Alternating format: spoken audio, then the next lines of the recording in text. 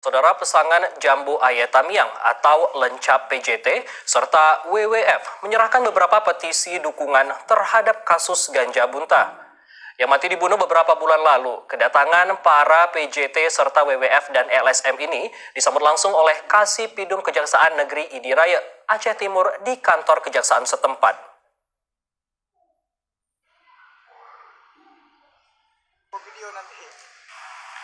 Ivo Lestari selaku koordinator FGD mengatakan populasi gajah di Aceh saat ini diperkirakan tinggal 300 ekor.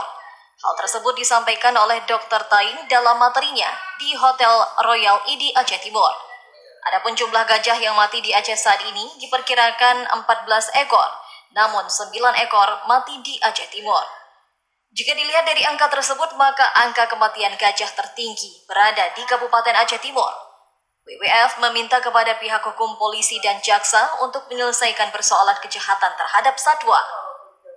Melihat kasus tersebut, maka pihaknya juga memberikan dukungan negeri ID Aceh Timur agar lebih serius dalam menangani kasus gajah bunta yang mati beberapa waktu lalu.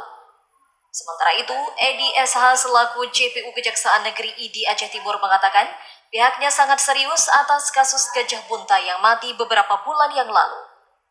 Dengan penyerahan petisi ini, kami setelah kerjasama penuntut umum termotivasi untuk lebih serius dalam pembuktian kasus bunta ini. Insya Allah ini kita maksimal untuk hukumannya. Akan petisi dukungan untuk mengusut kasus kejahatan terhadap pembunuhan terhadap gajah bunta. Sekarang kan sedang berjalan nih kasusnya. Nah, ini bentuk dukungan dari 200.000 lebih masyarakat yang mendukung memotivasi penegak hukum baik kepolisian juga kejaksaan untuk maksimal lah menuntaskan kejahatan satwa, perdagangan satwa. Dan dari hasil forum tersebut, pihaknya juga akan membentuk satgas bersama yang juga bertujuan ke depannya lebih serius untuk membuat rencana kerja untuk masyarakat.